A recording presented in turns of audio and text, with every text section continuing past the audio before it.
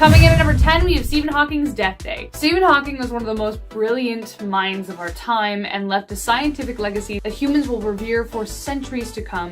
It was definitely a sad day when he died on March 14th, 2018. Wait a minute. Isn't that 3.14? Aren't those the first three numbers of pi? Why, yes. Yes, it is. But wait, that's not all.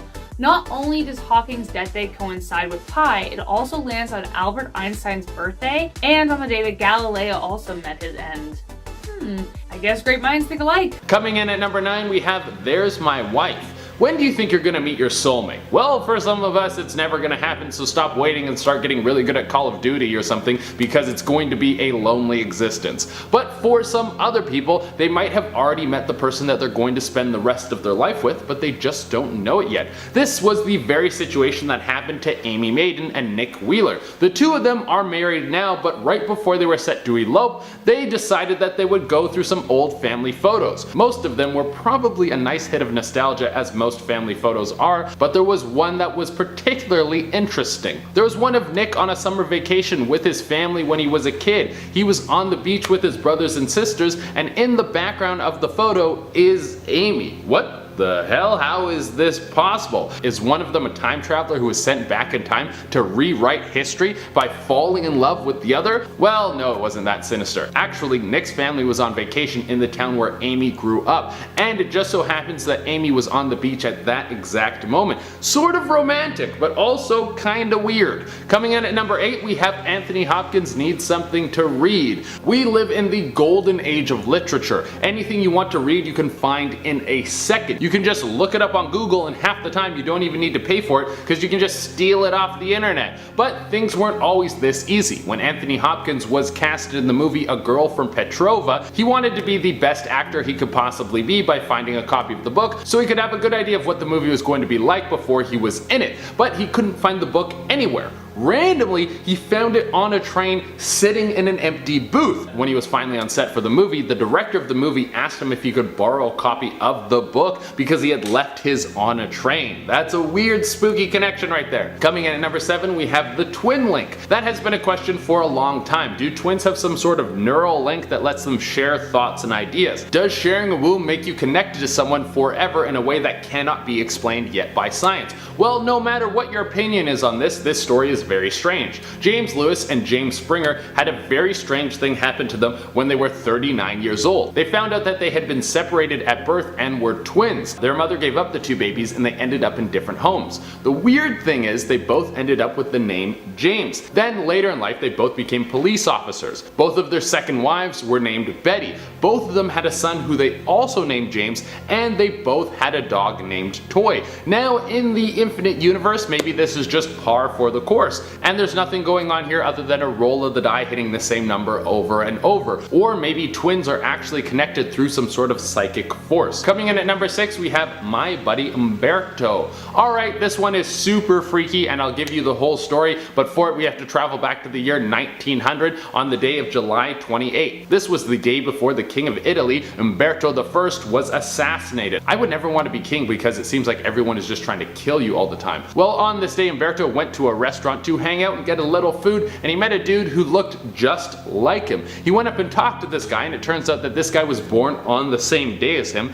in the same town. They were both married to ladies named Margarita, and on the day Umberto became king was the day that this dude opened his restaurant. Whoa, that's a little freaky. Well, the next day Umberto was assassinated, and guess what? The restaurant owner was also killed. Coming in at number 5, we have the twin theory continues. We're getting even deeper into the wild world of twins. Is there some sort of connection, or was our next set of twins just the two most unlucky dudes to ever share a womb? Arthur and John Moford ended up in a hospital at the same time. These guys were twins and they ended up in the same hospital and they were both having heart attacks. They would die around the same time. Dude, if I had a twin, I would be like, you better be healthy. I don't need my good heart crapping out because you love Doritos. Coming in at number 4, we have Robert Fallon's best hand. Robert Fallon was on a hot streak in a poker game back in 1968. He was playing with some mobsters, and it turns out that they didn't trust he was just lucky, so they killed him on the spot, accusing him of cheating. Now, they didn't want to split up the money, but they also didn't want to stop the game, so they got a new guy to come in and play. This new dude was now on an even better hot streak, and eventually the mobsters told him what happened, and he realized that the guy who was killed was his absentee father who had been missing since he was a kid.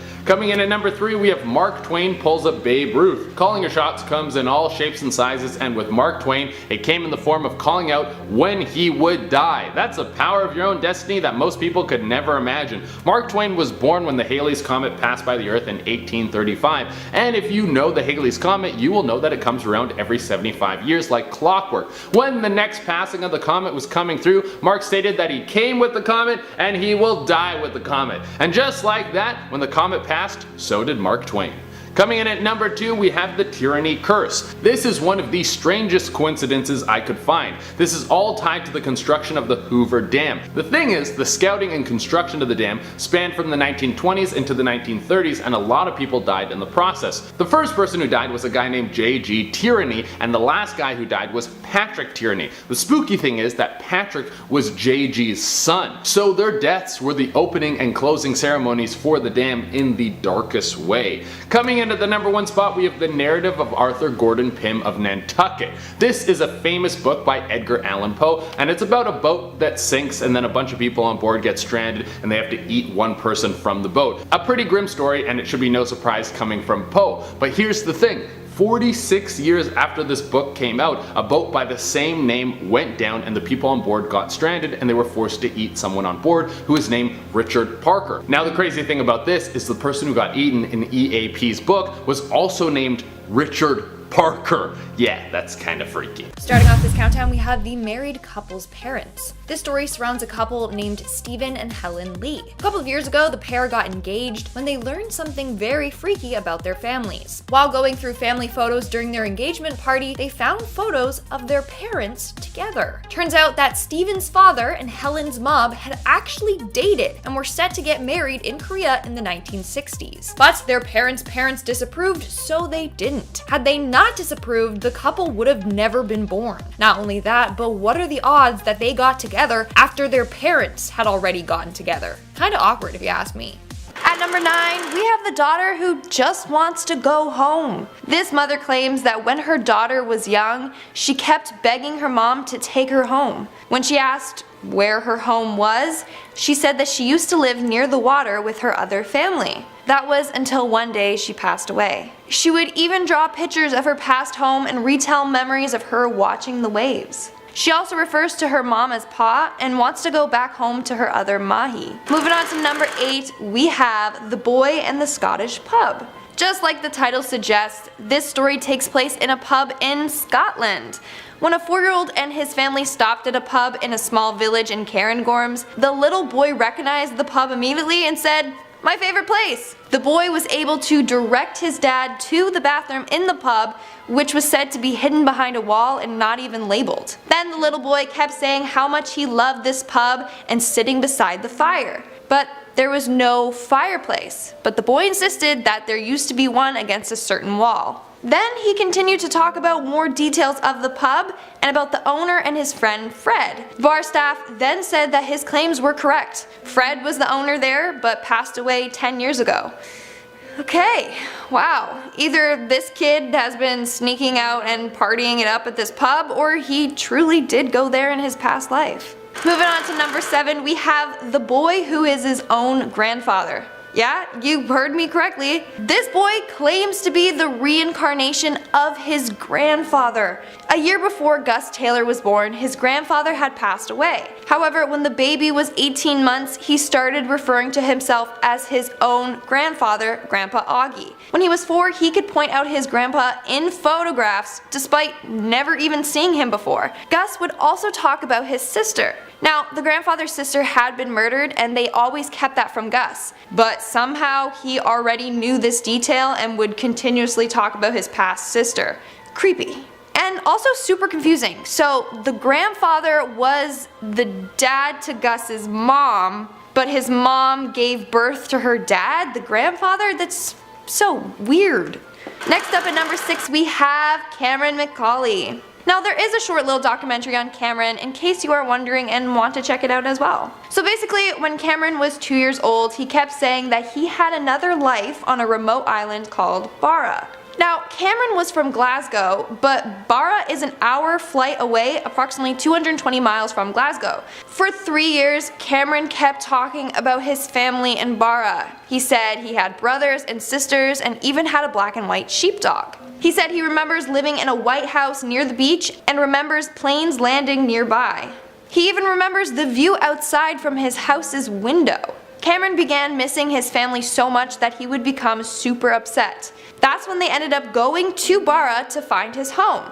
When they did find his home, it had the same view that Cameron described and was apparently even home to the same dog. However, Cameron said he had a father named Shane Robertson that passed away from getting hit in a car. This is the one thing that doesn't check out. Apparently there was never a Shane Robertson that lived there, so who's Shane? Honestly, maybe it was his father from like 2 lives ago. Who even knows? We are now at our halfway mark with Shanti Devi. Shanti Devi was born in 1926 in India. When she was 4 years old, she started making claims about her real name, her other family, and her past life. Apparently, she told her parents that she lived 145 kilometers away in a place called Mathura with her husband Kedar Nath. She also said that she died after giving birth to her child. Apparently, she even had the same talking habits as someone from Mathura. Her family eventually took her to the other village and found the man she claimed to be her husband by the name of Kedar Nath. Kedar then told them that he did lose his wife 9 years ago, 10 days after delivering their son. Now, Kedar was skeptical of this girl's claims, so when he went to go meet Shanti, he pretended to just be his brother. But Shanti instantly recognized him as her husband from her past life. Next on my list at number 4 we have James Leyanger. Born in 1998, when James was 2, he claimed to be a lieutenant and passed away when his plane was shot down. Now, just like any other parent would do, they just brushed it aside, saying that he had a wild imagination. But then he kept describing accurate information. When they researched into this plane crash, they found that there was an American pilot named Lieutenant James Houston Jr. who passed away in 1945 towards the end of World War II. First off, what are the odds that he gets reincarnated and his parents literally picked the same name? Now, the boy continued to talk about his ship, the Natoma, which was also true. He would also have reoccurring nightmares about an airplane crash. His parents then met Lieutenant James's crew, who are all old by now, but they confirmed the details that James mentioned, saying that they were all accurate and only the lieutenant and the crew could have known some of the details. Coming in at number 3 we have Edward Austrian. Edward Austrian was 4 years old when he claimed that he was a soldier from World War I. He kept saying that he passed away after taking a bullet to the throat. In fact, Edward continuously would get sore throats and would say that his shot wound was hurting. Doctors couldn't even explain why he was constantly getting these sore throats, and in fact he even developed a cyst in his throat at one point. Eventually the cyst mysteriously went away on its own after Edward started talking more about his past life. He claims that he was a soldier named James that was 18 years old. He has vivid memories from his past life that he would share with his family. One day he said, and I quote, "We were walking along through the mud. It was damp, it was cold. My rifle is heavy. I remember looking out and seeing trees, and then there was desolation. I heard a shot come from behind. It went through someone else, hit me square in the back of the neck, and I felt my throat fill with blood." There's no way a 4-year-old could have made up those details, especially since his parents claim that they've never let him watch any soldier or war-related movies or shows. Next up at number 2 we have the boy from Thailand. Chennai was 3 years old when he started having memories of his past life. This 3-year-old boy remembers being a teacher named Bua Kai. He talked about his previous family, wife, and children. He said that he passed away after being shot in the head while walking to school. What's freaky is that this boy has 2 birthmarks on his face. One on the back of his head and one above his left eye. Those are the exact spots where the bullet entered and exited Buakai's head. Now, people believe that birthmarks tell some sort of story from our past lives. In this case, it symbolizes how he was killed in his past. Now, Buakai was a real person that passed away about 5 years before Chennai was born. Coming in at number 1, we have the boy who solved his own murder. When a boy in Syria Golan Heights was 3, he began saying that he had been murdered in his past life. The boy said that he was killed by getting an axe to his head. This boy even had a long red birthmark on his head. In this boy's case, the birthmark also showed the way that he passed away. Now, it turns out that this boy's story checked out. They took him to the village that he said he once lived in, and even showed his family where his body was buried. When they unearthed his body, they found a boy's skeleton with an axe wound in the skeleton's skull. Like, there's no way that a kid could have just known where a body was buried by coincidence. But it doesn't stop there. The kid also remembered who the killer was and his full name. They then confronted him and he eventually admitted to the crime. We always do with our number 10. Meet Alex and Donna Vutsinas. They met at work and fell in love. Aww. She was from Florida and he was from Canada. Just days before they got married, Alex was looking through some of Donna's childhood photos and stumbled across this one of her posing at Disneyland with her brothers. Alex looked closely in the background and oh my god, he realized the man in the background was his own father and the boy he was pushing was him. What?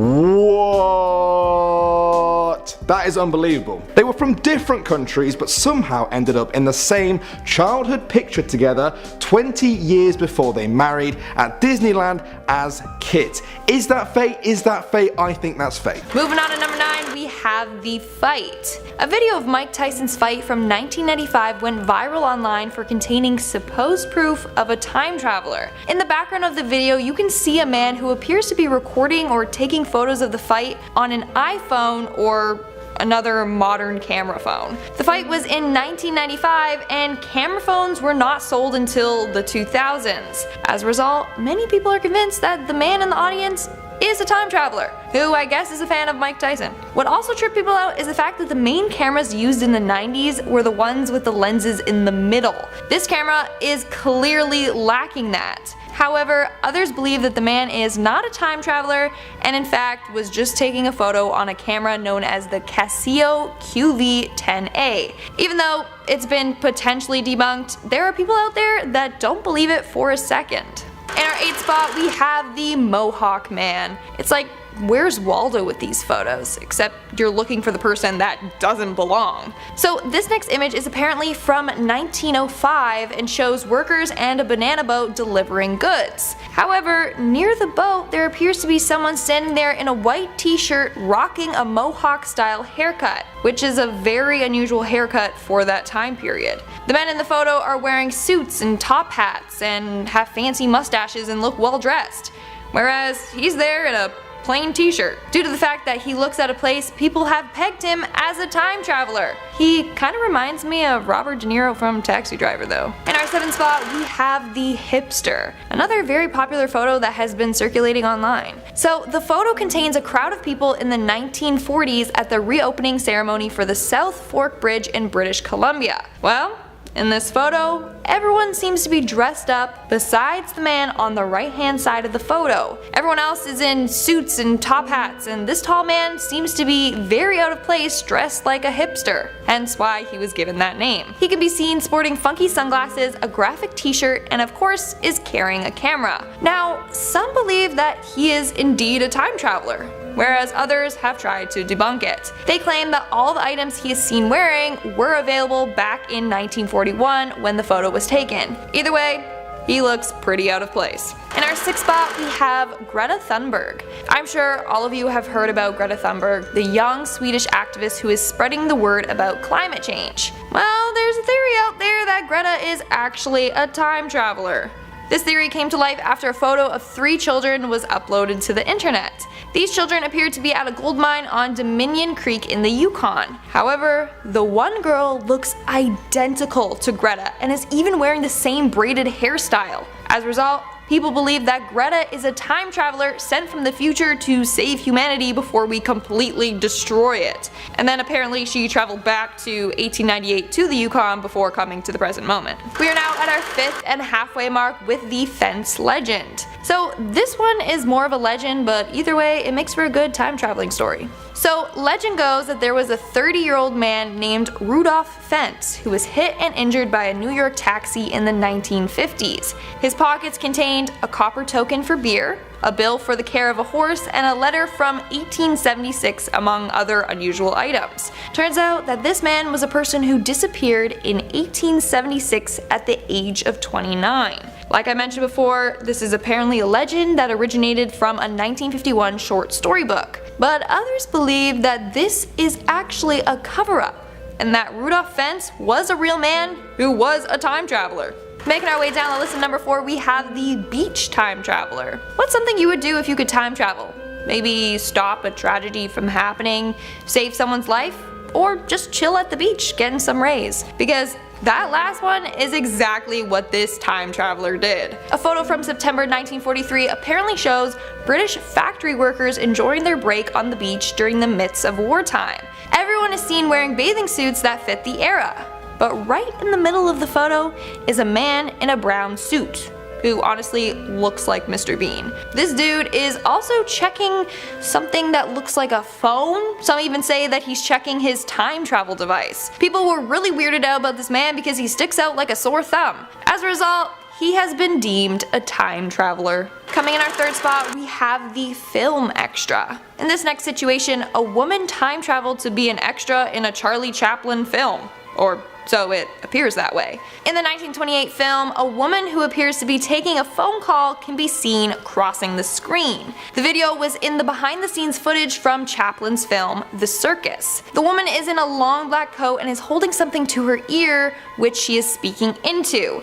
Of course, in 1928 there were no cell phones, so how is this possible? 2 words: time travel. However, others believe that she is simply holding a hearing device to her ear, or that she's holding up her hand to shield her eyes from the sun. But that still doesn't explain why she appears to be talking to herself and holding the black rectangular object like a cell phone. Let me know in the comments below what you think about this one. In our second spot, we have the Canadian man. Now, this photo is pretty odd. The photo is over 100 years old and shows a bunch of dressed up Canadians chilling on a hill.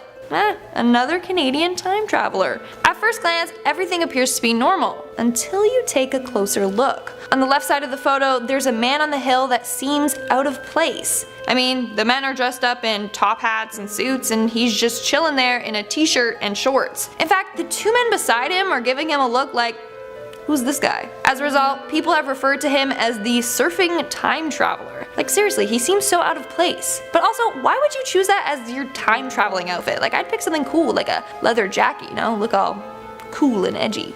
And in our number 1 spot, we have the cell phone. Another time traveler caught using a cell phone. So if you're gonna go back in time, don't bring your phone.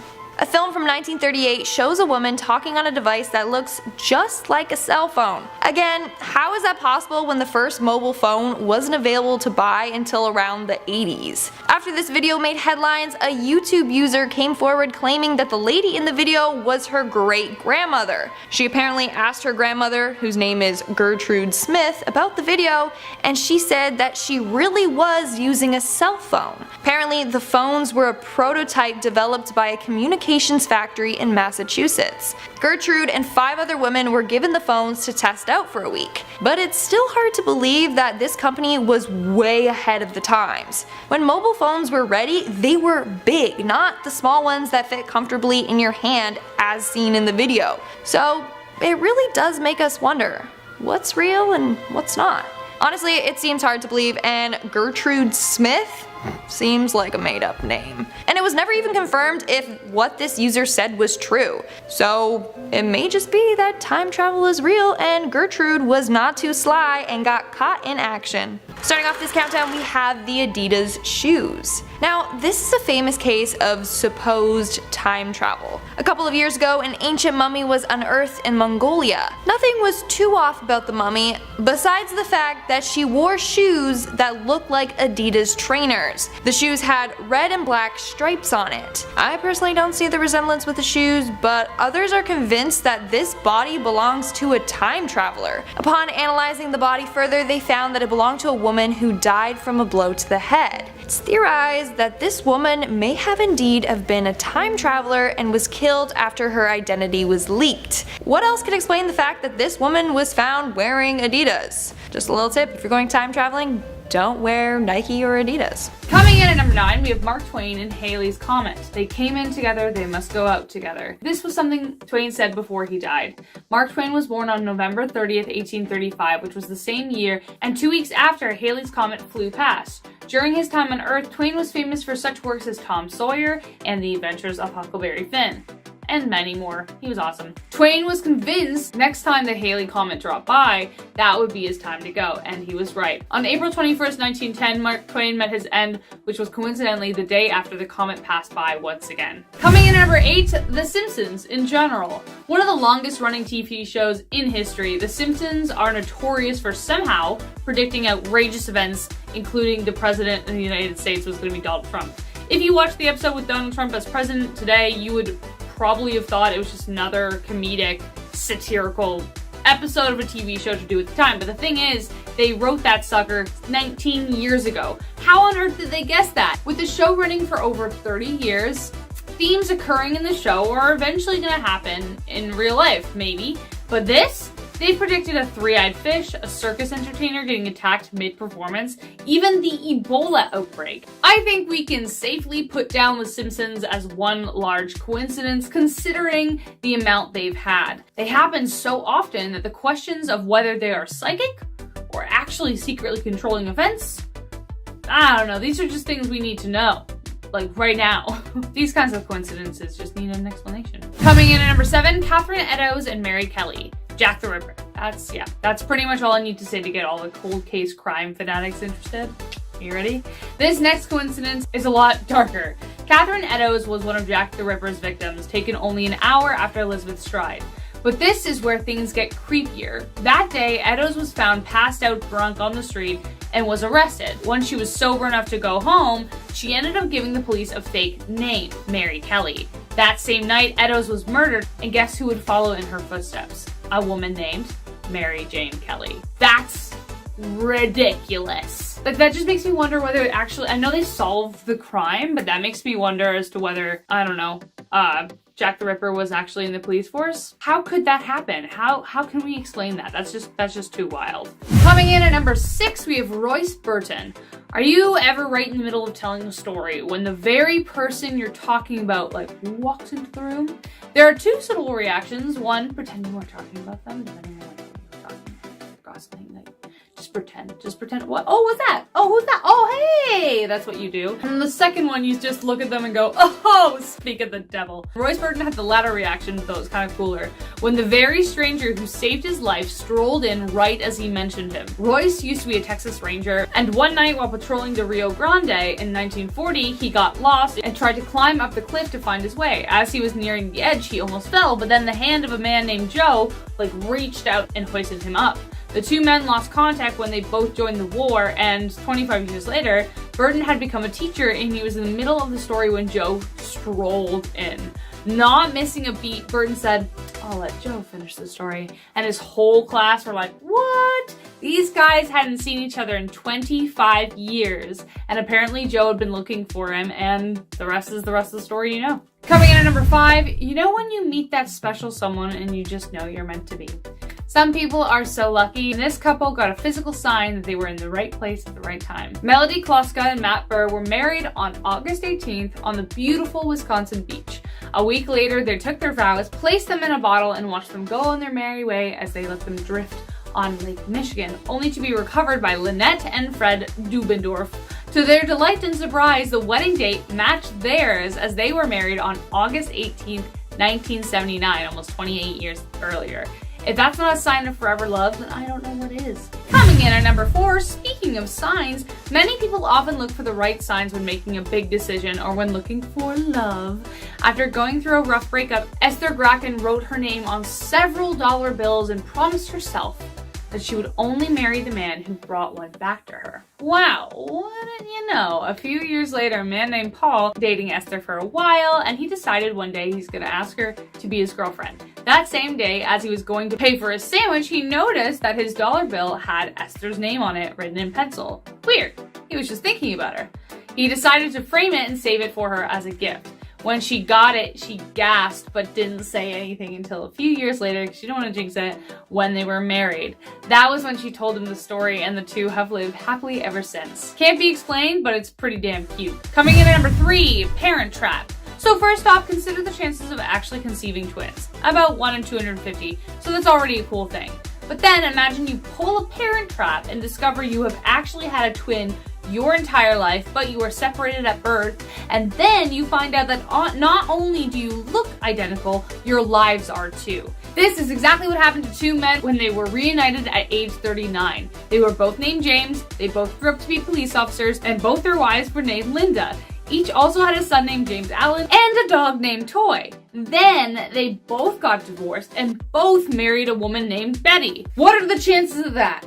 More like one in a billion than 1 in 250. Coming in at number 2, we have Richard Parker and Edgar Allan Poe. Edgar Allan Poe, master of the macabre. This man's mind went to some pretty dark, albeit creative places. Some even say he predicted the future, which could be the only explanation for this coincidence. The narrative of Arthur Gordon Pym of Nantucket is one of his most terrifying, as it recounts the tale of sailors forced to eat a cabin boy named Richard Parker after being stranded on a boat after a shipwreck. People guffawed at Poe when he said that this was based off a true story, though there were none like it at the time. What is insanely creepy about the story is that 50 years later, the exact same event happened, mimicking the story in eerily close ways. The most ominous being that the boy the real sailors ate, his name was Richard Parker. And coming in at number 1, Violet Jessup.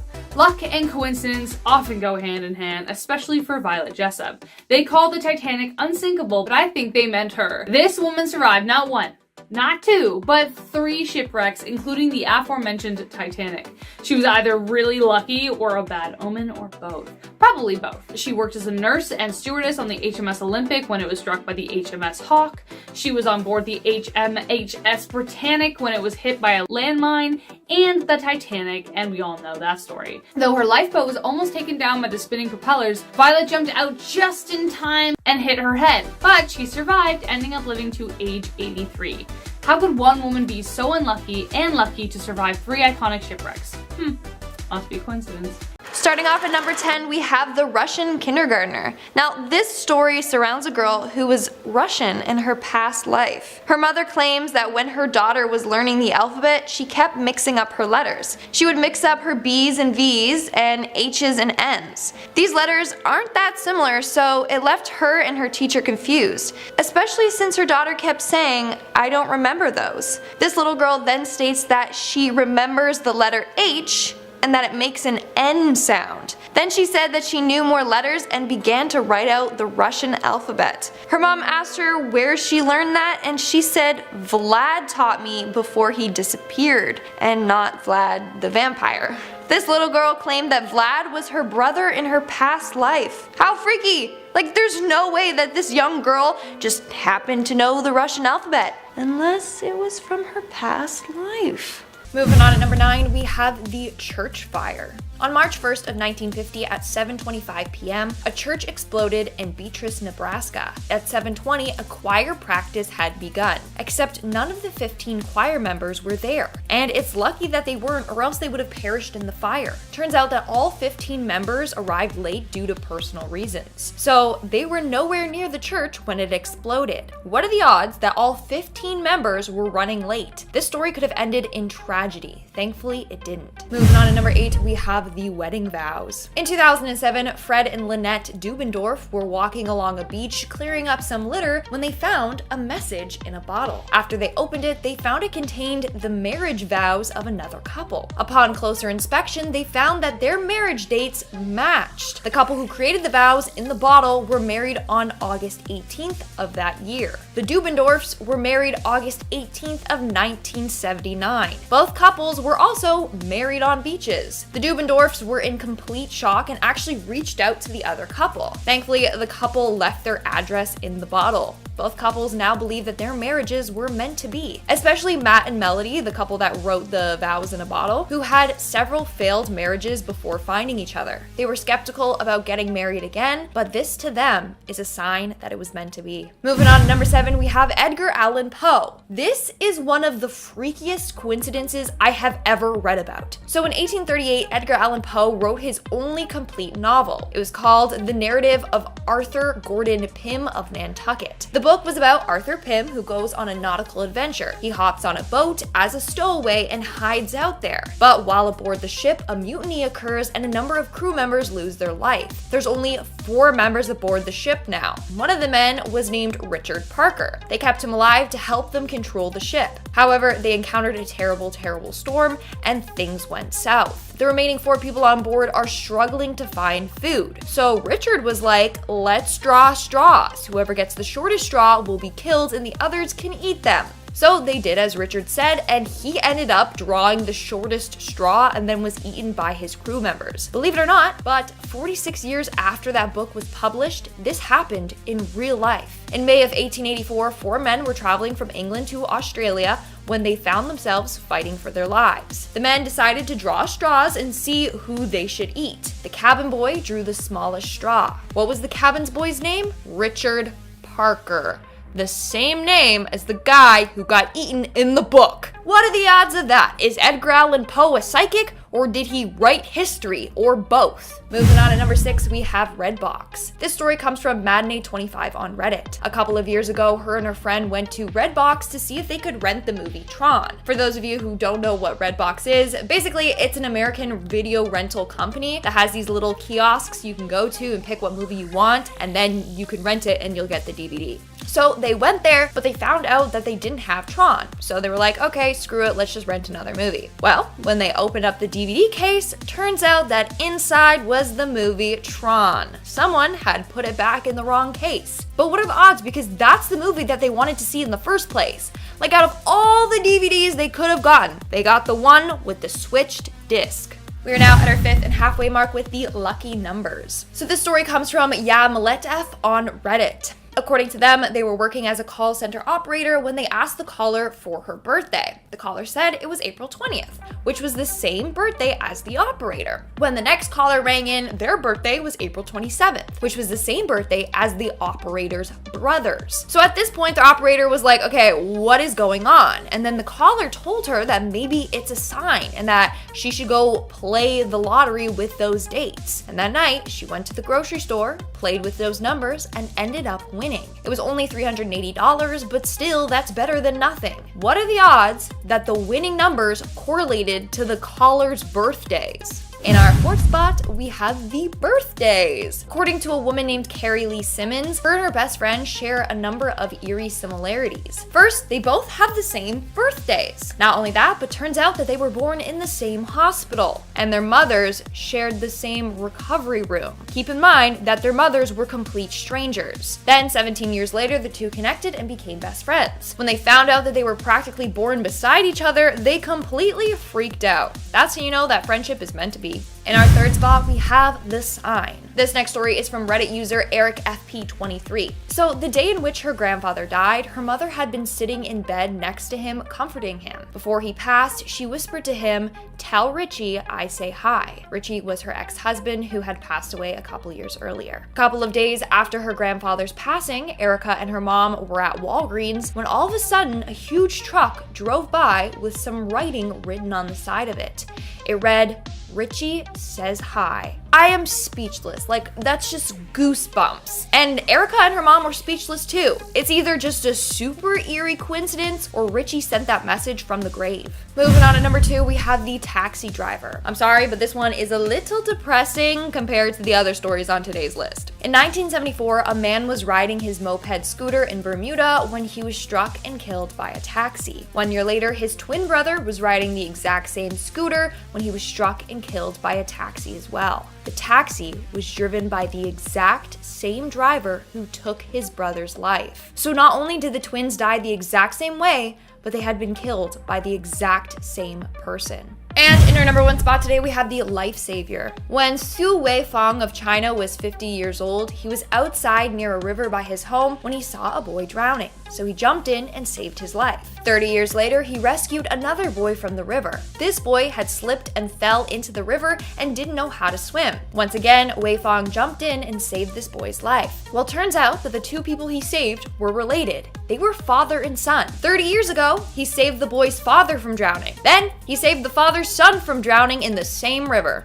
So they believe that this man is their guardian angel. Start off like. Coming in at number 10, we have that sinking feeling. How many accidents out at sea do you have to have before you realize that you should never go on a boat again? For whatever reason, there are some people who will never have a good time out on the ocean, so you might want to find a job that doesn't have anything to do with H2O. Well, Violet Jessup was working as a nurse in 1911, and she was primarily on ocean cruisers. Her first accident at sea was when the boat she was on board of crashed into another boat. Luckily, she was able to make it onto one of the lifeboats and get out without a scratch. Now, she probably thought that that was just bad luck, and what better way to circumvent bad luck than by going on a boat that was apparently unsinkable? Yes, the next year she got a job on the Titanic. Well, that stinks, and I think we all know what happened there. Again, Violet was able to make it out without a scratch. After that, you would think, I am never going on a boat again, but a girl's gotta work, so there was no slowing her down. The final incident was on board of the HMS Britannic. The boat hit a mine and was going under. This time,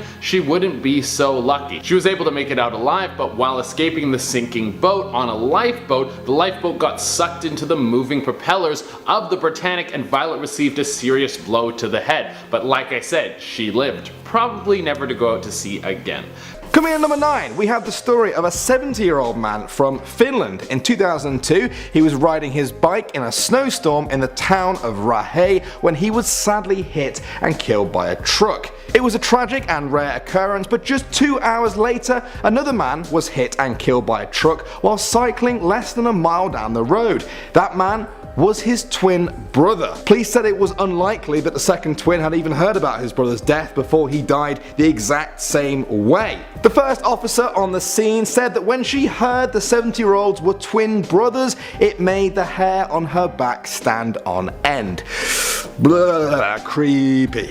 Next up at number 8, Dr. Peter Scott was the co-founder of the Loch Ness Phenomena Investigation Bureau. Their aim was to identify the legendary creature known as the Loch Ness Monster. Now, Dr. Peter Scott wanted to make sure that whatever was lurking beneath the waters there could be protected as an endangered species, but first he needed to give it a proper Latin name for it to be registered. He called it this, Nessitaris rhombopteryx. Now the word came from ancient Greek and mean the monster of Ness with the diamond-shaped fin. But not long after this announcement, a journalist with a bit too much time on their hands, I think, decided to unscramble the letters, and they realized they were a perfect anagram of the phrase monster hoax by Sir Peter S. What? That's pretty mental, right? Come on. Can anyone explain that? Can any of you guys explain that? I don't care about all the Nessie pictures out there. You don't need to explain that. Just explain this one for me. Next up at number 7, we have the incredible story of the Jim twins. In 1940, twin boys were separated at birth in Ohio and adopted by separate families. When they finally tracked each other down at the age of 37, they found out that they had both been named Jim. But oh, the weirdness was just getting started. Jim and Jim both had childhood dogs that they named Toy. When they grew up, they both married women called Linda. They both then divorced their respective Lindas and remarried women who were both called Betty. They both had a son who they have both named James Allen. They both got tension headaches, smoked the same brand of cigarettes, drove the same model of car, and went to the same part of Florida for their vacation, and the list goes on. I think they're both wondering why the other one had to copy them so hard. Like, dude, can you just get your own life, Jim, and stop copying mine, Jim? Number 6. In 1975, the Royal Gazette paper of Bermuda reported that a man called Erskine Ebbin had been hit and killed by a taxi as he drove his moped. What was crazy about this though was that Erskine's brother had died a year before too. He was killed on the exact same moped. He was hit by the exact same taxi with the exact same taxi driver, and here's the real kicker, he was carrying the exact same passenger in the back both times. Whoa! I'm personally surprised the police didn't arrest that passenger because he might have been some sort of like genius murderer who kills his victims with like taxis. Next up at number 5, we're going back to Detroit in 1937 where a street sweeper named Joseph Figlock was out, sweeping the streets when a baby fell out of the sky and hit him on the head and shoulder. The baby had fallen from the 4th story of a nearby building and likely would have been killed if Joseph was not there to stop the fall. That was strange, but Joseph carried on with his life for another year, but then while out sweeping a completely different street, another baby landed on him from a nearby building. Again, it hit Joseph on the head and again the baby survived. This guy was like the strangest superhero of all time, saving babies with the power of his cushiony head. And now at number 4, in the 1920s there were 3 Englishmen on a train in Peru. They were all travelling separately and had never met each other and were already pretty surprised that there were 3 English guys on a train together on the other side of the world. Then they introduced each other. The first man's surname was Bingham. The second man's surname was Powell. The third man raised his eyebrows in shock and announced to the other 2 that his surname was Bingham Powell. Whoa, the chances of that happening are mental. At number 3 now, we have the story of Michael Dick from England who wanted to get in touch with his daughter Lisa, who he had not seen for 10 years after splitting up with his wife and moving away from his home. He tried everything, but when all else failed, he asked for some help from a local newspaper. They took this picture you're seeing now for the article. Amazingly, Lisa saw the article, but before she could get in touch, she realized something incredible. She saw herself in the background of the photo with her mother. They had actually taken a picture just there moments before and were walking away when Michael took this picture. The very person he was trying to look for after 10 years was in the photo he used to find her. I bet that's going to be a very important family photo. Coming in at number 2, in 1914 a German mother took a picture of her newborn son to be developed in Strasbourg, but before she could collect it, World War I broke out. The woman had to leave the picture there and considered it lost forever. Then 2 years later she was in Frankfurt, over 100 miles away, and now she had a new baby girl. Again, she went to get a picture of her daughter developed, but when she got it back she was quite annoyed to see there had been some sort of double exposure with someone else's picture in the background. It wasn't someone else's picture, it was her picture of her son that she took 2 years before over 100 miles away that had somehow ended up in a different store, marked unused, and had been sold back to her, where she then put another picture of another child of hers on top of it. And finally at number 1, we're going back to 1899 where a man was struck and killed by lightning while standing in his backyard in Taranto, Italy. That's incredibly unlucky. The chances of that happening are very low. But guess what? 30 years later, in 1929, his son was also killed by lightning in the exact same place. Okay, that's crazy, right? That is crazy. A father and a son from the same family being killed by lightning in the same place. What are the chances of that? Well, 20 years after that, on October 8th, 1949, a man called Roller Primada was also killed by lightning on exactly the same spot. He was the son of the second victim and grandson of the first. Incredible. I'm seriously wondering if that family was like made out of metal or something, because nobody should attract lightning that much.